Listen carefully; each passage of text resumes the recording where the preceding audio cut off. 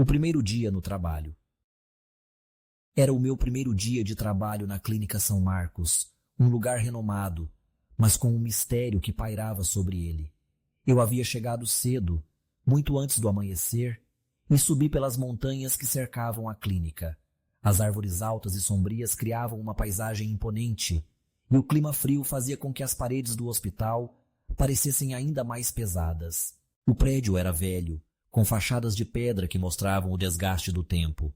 No entanto, ainda assim, havia algo grandioso e quase enigmático no lugar, como se ele tivesse uma história secreta, guardada por gerações de profissionais que passavam por suas portas. A enfermeira-chefe, Dona Silvia, foi quem me deu as boas-vindas.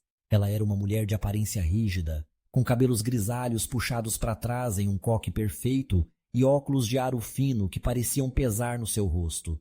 Seu olhar parecia nunca se distrair, sempre atento a todos os detalhes.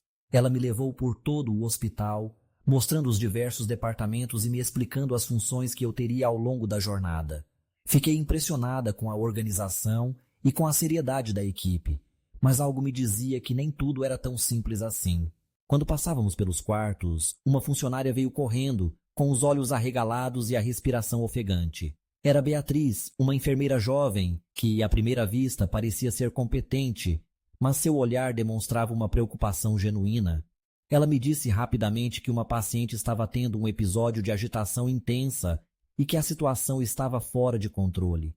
A paciente Rosa sempre teve esses momentos de surto, e a equipe estava tendo dificuldades para mantê-la sob controle. Dona Silvia, a paciente Rosa, começou Beatriz, quase sem conseguir completar a frase de tão nervosa.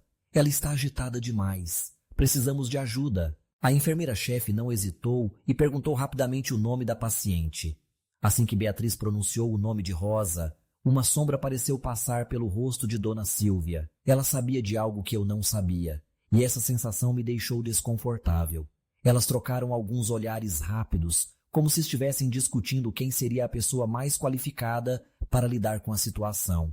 A funcionária que normalmente ficava com Rosa estava de licença, e como eu estava começando naquela manhã, decidi me oferecer. Tem certeza?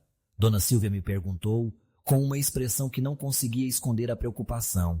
Eu sorri, como se fosse uma pergunta sem sentido. Eu tinha experiência com pacientes difíceis, e já sabia que poderia dar conta dessa tarefa. Minha confiança parecia maior do que minha inexperiência. Pode deixar, Dona Silvia, eu dou conta, disse com um sorriso mais confiante do que deveria. A enfermeira-chefe me olhou com ceticismo, mas fez um sinal para Beatriz me levar até o quarto de Rosa.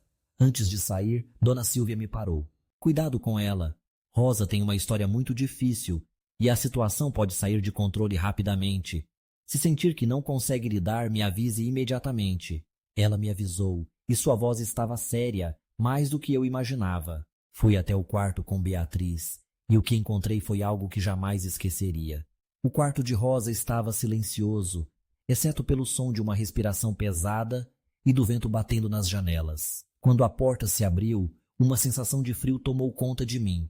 Rosa estava deitada na cama, com as mãos amarradas à cama com restrições, como se estivesse sempre esperando algo acontecer. Seus olhos estavam abertos, mas sua expressão era vazia, como se ela não estivesse realmente ali. Eu a olhei por alguns segundos, tentando entender o que estava acontecendo, mas ela não me dava nenhuma pista. Beatriz, visivelmente nervosa, me explicou. Rosa já passou por muitas coisas. Ela foi vítima de abuso por anos, e quando o marido dela morreu, as coisas só pioraram. Agora ela está em um estado emocional muito frágil. Às vezes fica muito calma, mas em outros momentos se torna agressiva. Precisamos ter muito cuidado. Eu dei uma olhada na paciente, tentando ignorar o frio na espinha. Quando Beatriz me ajudou a tirar Rosa da cama e a colocá-la na cadeira de rodas, percebi que a mulher era muito mais frágil do que eu imaginava. Ela mal se movia e sua pele estava tão pálida quanto a parede atrás dela. O cheiro de desinfetante misturado com algo mais pesado e amargo me fez ter uma sensação estranha. Rosa, vamos te levar para o banho, tudo bem? Eu falei de forma suave, tentando quebrar o silêncio. Ela não respondeu. Seus olhos, embora vazios, me observavam de forma tão intensa que eu senti um arrepio. Beatriz me ajudou a levar Rosa até o banheiro, E enquanto o fazia, me contou mais sobre a vida da paciente.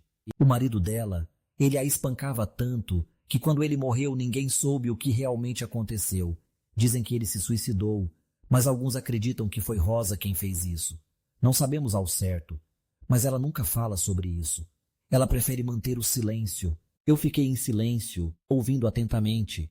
Quando chegamos ao banheiro, comecei a ajudar Rosa a se despir para o banho, mas ela não tirava os olhos de mim. A sensação de estar sendo observada com uma intensidade desconcertante não saía da minha mente. Conforme a água quente tocava sua pele, ouvi uma voz baixa e rouca. Ele está dentro da parede. Eu congelei, minha mão tremendo enquanto eu segurava a esponja. O que você disse, Rosa? Perguntei, mas sua resposta foi um sussurro baixo abafado. Ele nunca foi embora. Ele está aqui na parede. Ele vai voltar. Fiquei parada, meu corpo gelado de um medo inexplicável. Olhei ao redor tentando entender o que estava aí acontecendo, mas o banheiro estava vazio, como deveria estar.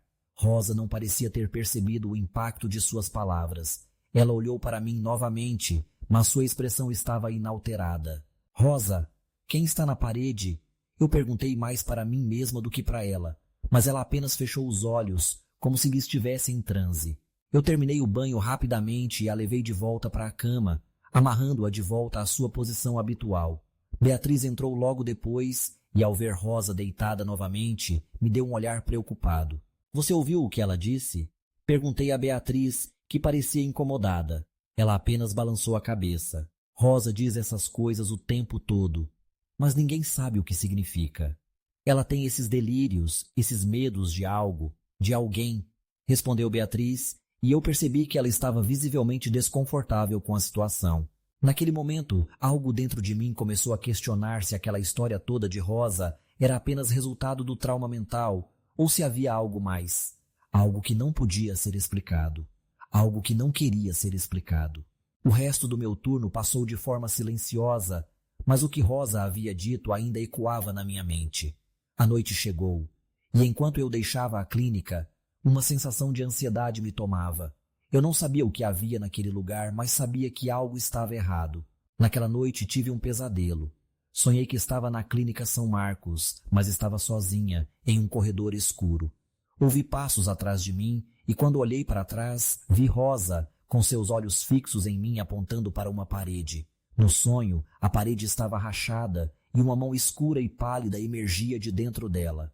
Eu tentei gritar, mas não consegui. Quando acordei, ainda senti o frio do corredor escuro e a pergunta de Rosa ecoava em minha cabeça.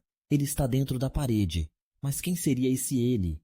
E pior, por que eu sentia que a resposta estava mais próxima do que eu imaginava? O que aconteceu naquele dia foi apenas o começo. À medida que os dias passavam, eu percebia que o mistério em torno de Rosa e da clínica estava me consumindo. Eu precisava descobrir a verdade, não apenas sobre Rosa, mas sobre a própria clínica. Porque algo me dizia que, assim como Rosa, eu também estava sendo observada. E talvez, só talvez, eu já tivesse sido marcada. Se gostou do vídeo, curta, deixe o like e inscreva-se no canal para receber novos vídeos.